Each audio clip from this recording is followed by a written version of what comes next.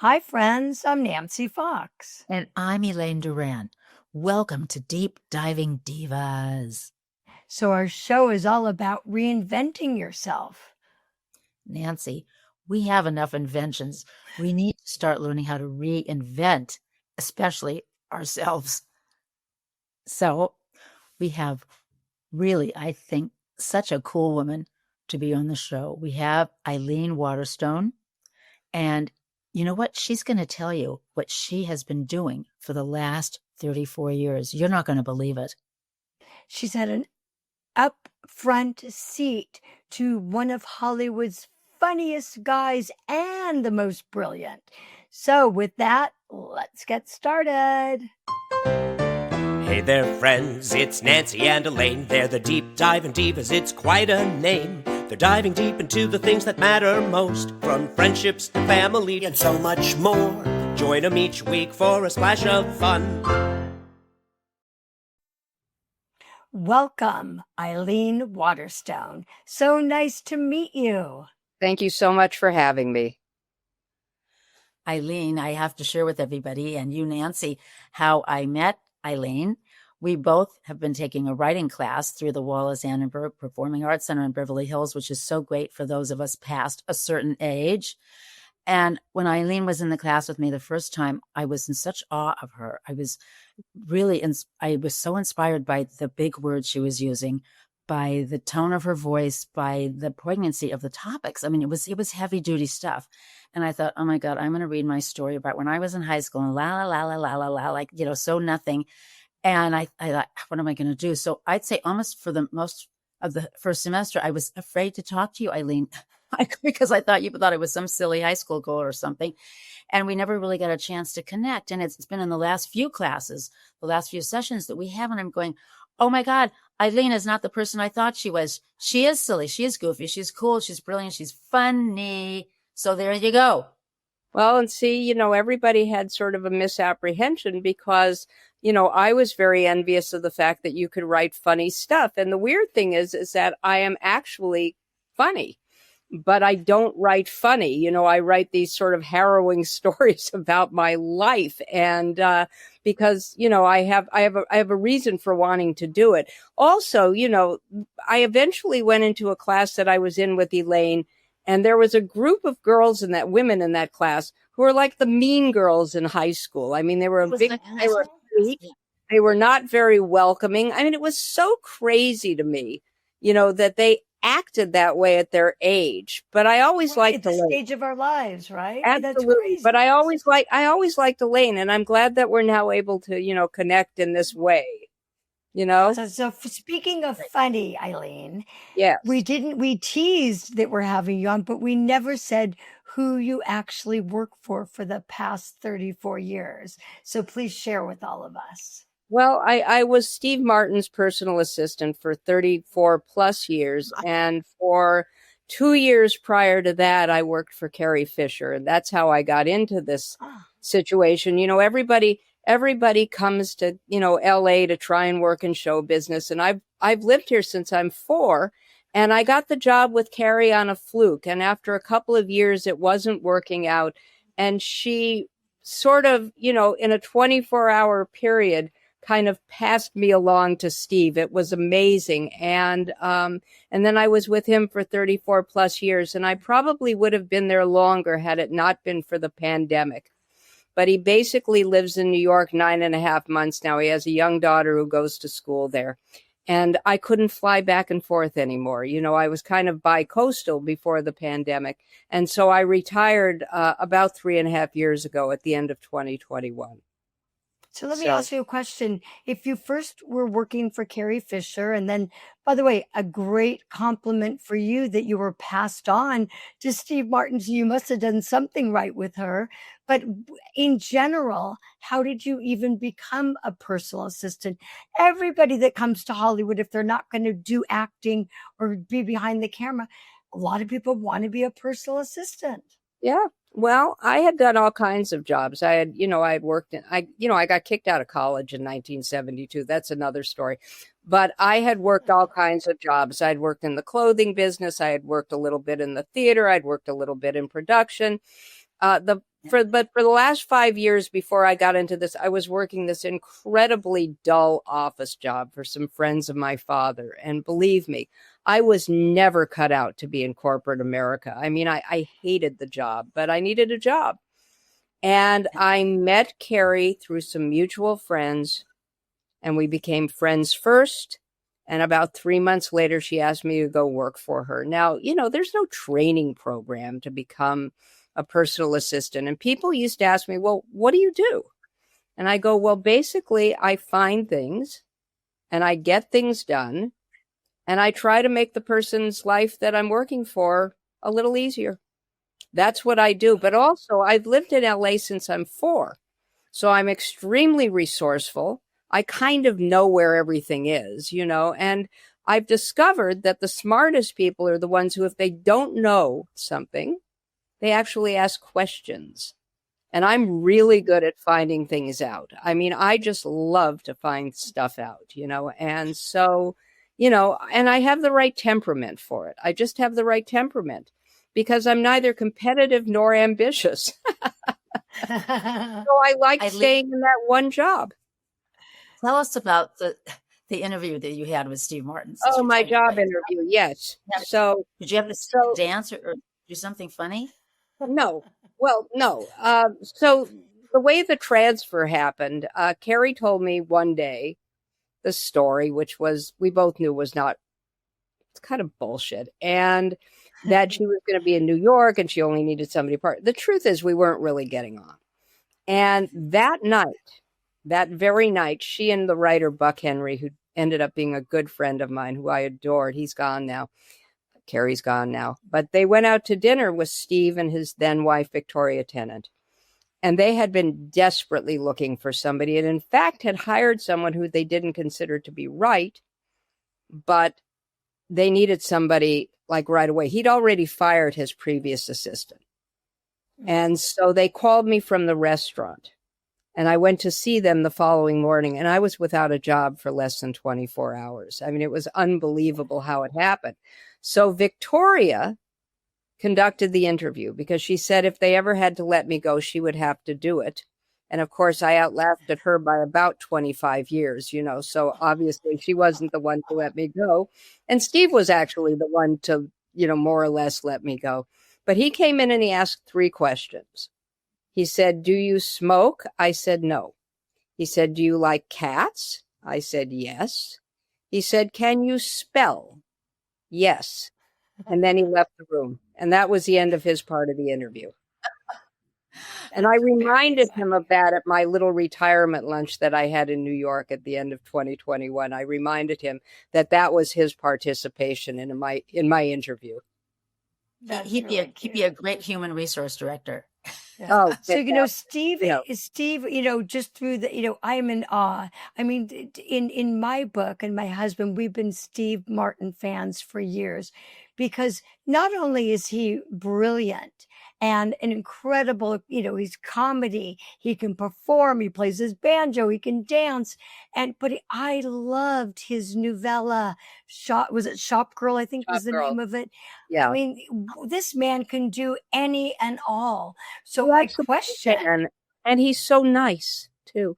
And that's really well, I kind of figured that, because for you to stay 34 years, it speaks volumes about him. Yeah, I never would have. I never would have. I mean, if he had been some horrible person, I wouldn't have stayed. I mean, it would not have been possible for me. I'm not a person who could have done that.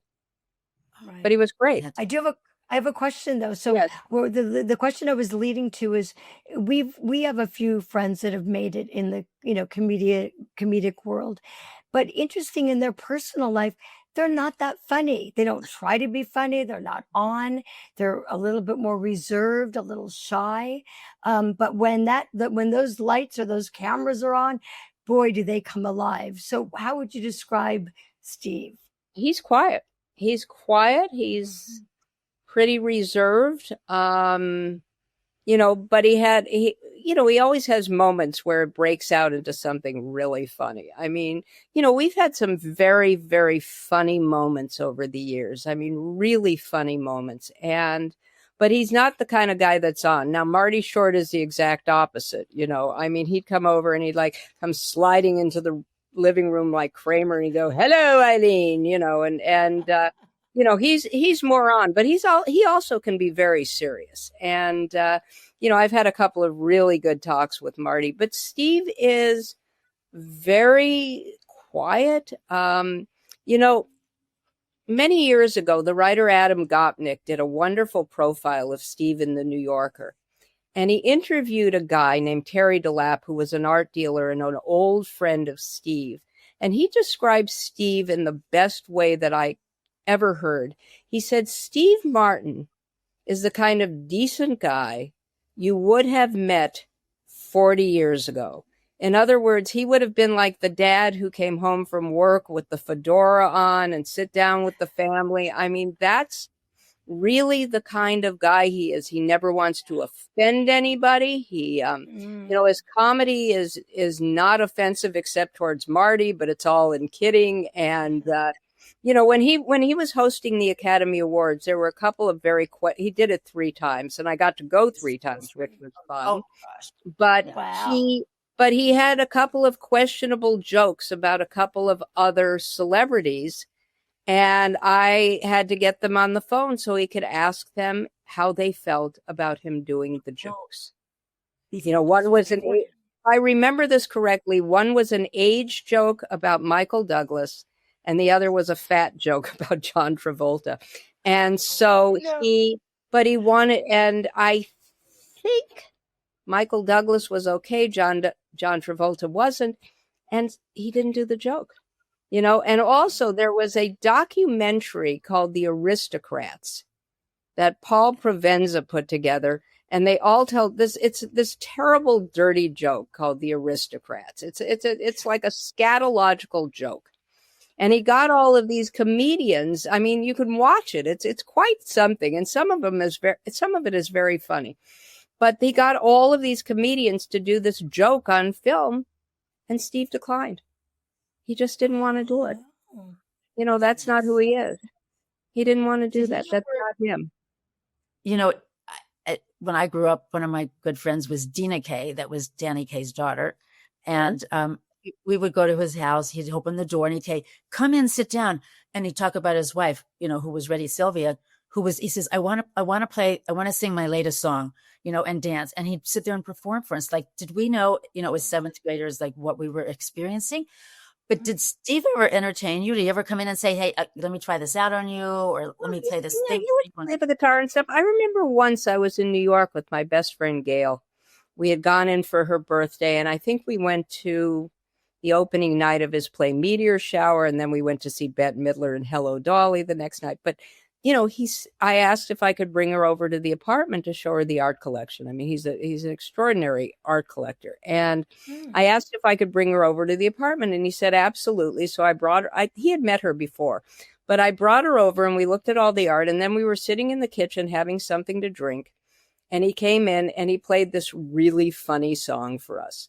It was like, and she said later, I can't believe that I was sitting in his kitchen and he just came in. Now, here's the thing, though.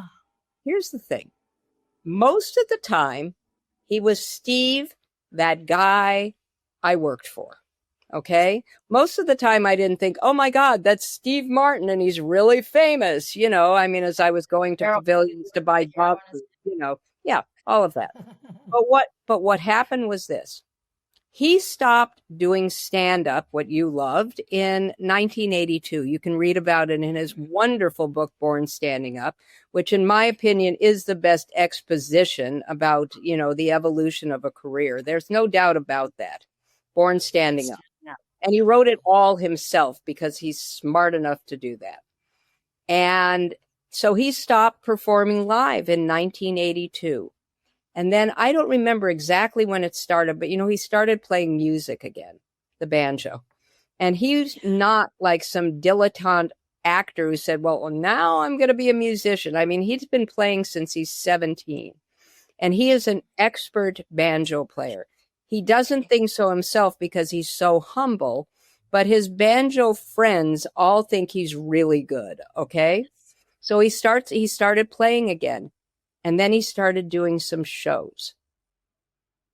And he would come out on stage, and people who didn't even care about bluegrass came to the shows because they were so excited to see him. And he'd come out on the stage and people would literally lose their shit. I mean, people would lose their minds at the idea that they could actually see Steve Martin live on a stage. And that has evolved into these live shows that he does with Marty Short, which involve music and comedy. You can see the abbreviated version of it on Netflix. It's called An Evening You'll Forget for the Rest of Your Life. And now it has a different name. I forget what the show is called now. And they go out a couple of weekends. They go out a couple of weekends a month and they do this show. But, you know, at the beginning when he started performing again, I remembered that he's actually that guy and not just Steve who I work with, you know? So that was funny. What was the highlight for you personally in all the years? You know, there's probably were some good years, some bad years. What was the highlight? What was the most magical experience you had with working with Steve and his family? I think when he got the Mark Twain Prize for American Humor in Washington, D.C. I got to go there. I went with my then boyfriend. The producers were great. They put me up in the Four Seasons. You know, nice. I mean, it was really nice. You know, I do miss the perks, but what was extraordinary was, you know, the producers also invited my parents, which was so nice. And they came down from New York on a train and they sent a car to pick them up. But the night before the awards, there was a dinner in the Renfro Gallery at the Smithsonian. And my parents were invited. It was so nice. He invited my parents. And we were sitting at a table and I was sitting next to Randy Newman and there were all these famous people in there. And, you know, and Carl Reiner was still alive and he was there. And he asked Steve, the walls of the Renfro Gallery where they served this dinner are covered with paintings. Every inch of space on the walls are covered with painting. And Carl asked Steve to go around the room and identify all the paintings, all the artists. And he, I think, got every single one except one. And then the next night was, you know, the award ceremony. And I guess, you know, the Academy Awards were great, except that I either watched them from his dressing room on TV or the green room on TV, and I had to get all dressed up because everybody has to get dressed up. I mean, even the crew guys have to get dressed up. You know, they back up a van full of tuxedos and they all have to get dressed up. And so, you know, for that, honestly, I could have watched it at home with Chinese food in my pajamas. I mean, yes, I was backstage and I met a lot of really fun people. I mean, I did, you know, but when he got that and when he got the AFI Life Achievement Award, you know, in Hollywood, I think, you know, those moments, but also, you know, it wasn't like I socialized with him all the time. I certainly didn't. You know, I had really strong boundaries, which is one of the reasons why I think I lasted as long as I did, because, you know, some people, some assistants, you know, all of a sudden they think that they're the celebrity. I never thought that I was the celebrity. I thought that I was there to help the celebrity. But I got included in things, you know, I mean, yes, I was working, but I was also a guest at his second wedding. You know, he has a house in North Carolina and there was a music festival there every year put on by the band that he plays with, who's not his band. They're a band all on their own called the Steep Canyon Rangers. And it's in Brevard, North Carolina, outside of Asheville. And, you know, and when I was there, I would get invited to his house for dinner one night. And I mean, so, you know, I got included somewhat. Eileen, I'm just going to ask you a question because I mean, it must have been hard to come off this job, I would imagine. I mean, to come from something so high and so part of it's fun, but the power, the connections that you had, the people that you met, you know, how did you change gears? How did you go? I went to therapy. I had to go to therapy. I mean, I really had to go to therapy because it was an incredible loss. I mean, it was a huge loss. It was a loss of finance. It was a loss of prestige. It was a loss of access. It was a loss of, you know, connection with that world, all of that. I mean, it was difficult, at first. So I started going to therapy before I retired. I went to therapy through the retirement, and I went to therapy several months after the retirement. Then I started looking around to see what it is that I could do. And that's when I started taking classes at the Wallace Annenberg.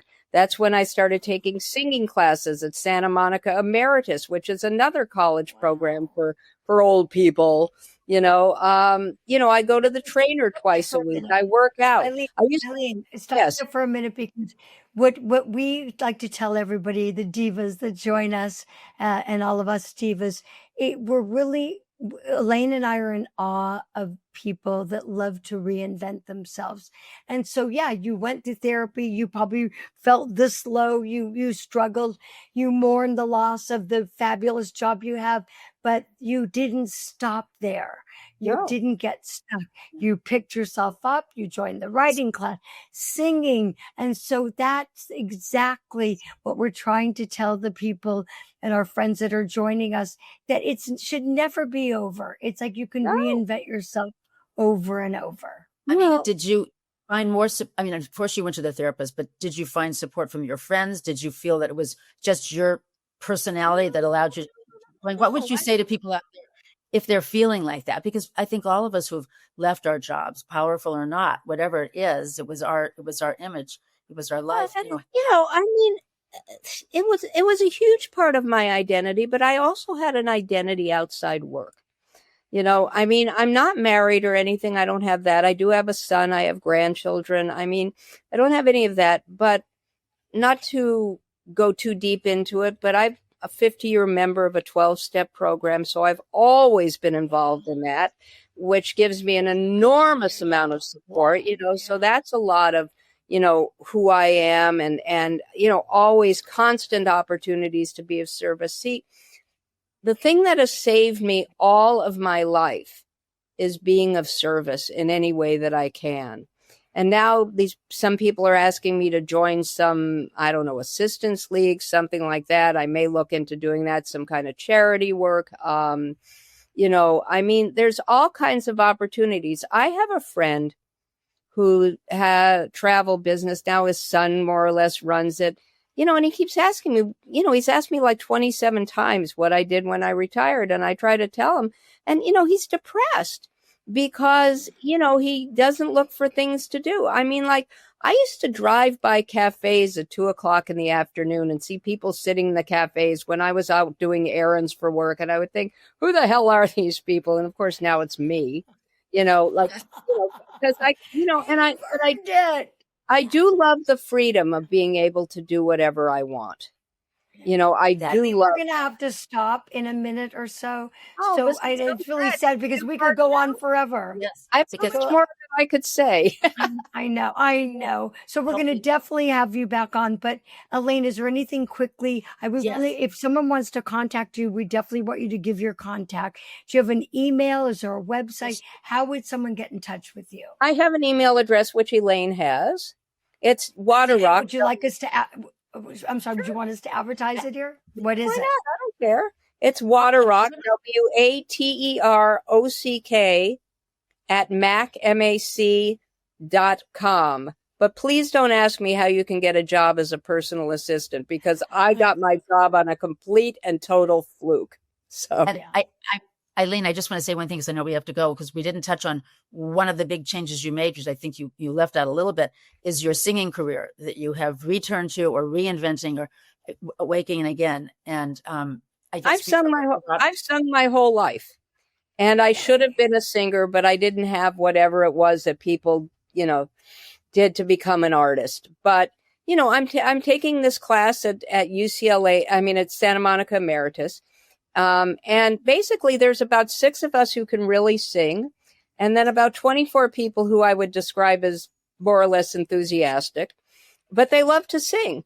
And so I'm there to cheer them on, and I'm also there to work on material, because the dream really is, and why I take the writing classes and why I take the singing classes, is because at some point I want to write a one-person show, not to make money, but to maybe rent a theater for a night or two and just tell stories and sing songs. That's what I want to do. Oh my goodness, that's No. incredible. Can I be So right that's next to you? I've always wanted to have a one-woman show, so maybe it could be a two-woman show. We could do two that. acts. You each Two acts, get your own. exactly. All right, Do so it. that unfortunately we do have to go, Eileen. I'm So so sorry. really, that's a perfect place to end on. And will you promise us we'd love to have you back on Yes. because there's a lot more stories. And in fact, Elaine and I will throw it out to our listeners on our Instagram or Facebook where they'll write in the questions that they wish we had time to ask for. So really stay tuned on that. So And I next know where time, to find you. next time when I'm on, I'll tell you about this painting that's behind me because it's a pretty good Oh. story. Yes, that's a reason to come. Because, like I said, I know where to find you. I'll see you in class this fall. So I'll see you. Won't I see you on the 24th at the performance? We've been selected for us to read our live performances. Yeah, so That's correct. On the same night, I think, right? Yeah. right, June 24th. Excellent. Okay. Excellent. Okay, All right, ladies. We'll be in touch. Thank you so much. Thank so nice you. to talk to you. Nancy, are you going to give our reminders? Nope, because Elaine, we're going to close the show. Oh, we are. So stay tuned, everybody. Okay. Great to talk to you. Bye. Thanks so much. Thank you. Bye-bye. Yes, thank you. Nancy, was I right? Is she not neat? I guess that's the word neat. Neat, cool, fabulous. Bitchin'. Great guy. But she doesn't want to use bitchin'. But, there's, and I know we're going to ask you to send in some questions if you have them, but she promised us she was coming on again. We will make her come back on again. But one of the questions I want to ask her, she talks about her singing that she's doing now and how she's working with people who really can't carry a tune, but giving them the confidence to sing. That's me, That's me. Boys, really too? Okay, so I'm going to sing a little song for you. You listen and tell me if this sounds like I'm completely deaf, okay? Okay. All Okay, right. so All right. 1, 2, 3 o'clock, rock around the clock. Oh my God, wait. Go. What about you? All right. Happy birthday to you. Happy birthday to you. Okay. Yay. Sorry. All right. On that note, seriously, we might bring her back to have her. If she says We she need it. knows how to sing, we need it. Maybe a lot of you do too. But in the meantime, if you sat during the interview and said, I wish you were going to ask this question. Why didn't you ask that question? Well, we're going to give you an opportunity. Send us an email. What do you want us to ask Eileen next time she's with the divas? So email us, the Deep Diving Divas at gmail.com. Yeah. And if you're listening to us on a podcast at Deep Diving Divas, that's great. But you might want to see us. Join us on our YouTube channel. Yes. Subscribe. We're on YouTube at Deep Diving Divas. Let's face it, we're visual, right? And us ladies like to check each other out. Take a look at our hair. Take a look at our makeup. Is it a thumbs up, thumbs down?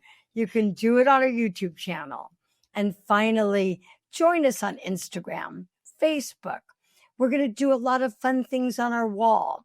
So subscribe there at Deep Diving Divas. I hope I remember all of that, Nancy. I hope everybody wrote that down. It's a mouthful. All right, Elaine, we got to go. Okay.